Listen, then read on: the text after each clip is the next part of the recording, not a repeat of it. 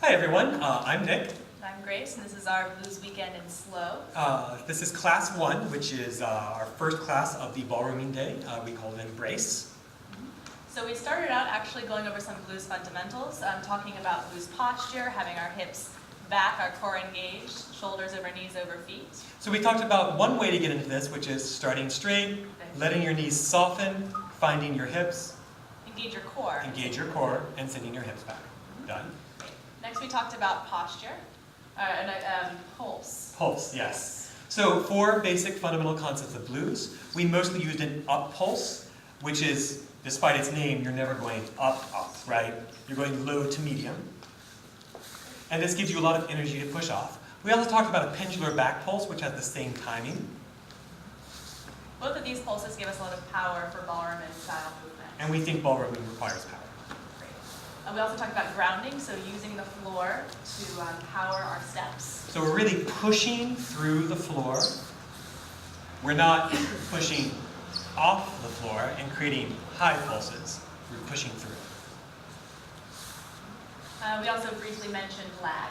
The concept that you should be waiting until the beat before you move, not stepping on top of it.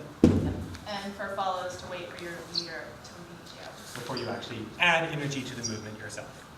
Great. So then we went into close embrace. So first without arms. We used a piece of paper as a fun exercise. Yay, fun. And we could take big dramatic steps without moving the paper, hopefully, because the video is running. Good. Excellent. You know, we could even turn in place without moving the paper. Yes. All right. And once we were done with that, we added the arms back in. We talked about the arm being relaxed, probably resting somewhere on the follow's lower back. The follow's arm being relaxed over the lead's arm, the same side. No squeezing for anybody. We talked about just gently taking hands. And it's important that this is gentle to start with because we use it later.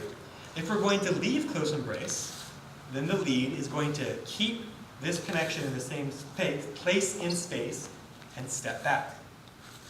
If I'm going to suggest an entry into close embrace, and the lead always suggests and the follow chooses to accept or decline, then again I'm going to keep this in the same place in space and step in. And then the follow will either accept, or if we're here in this in-between space, I can always take a step back.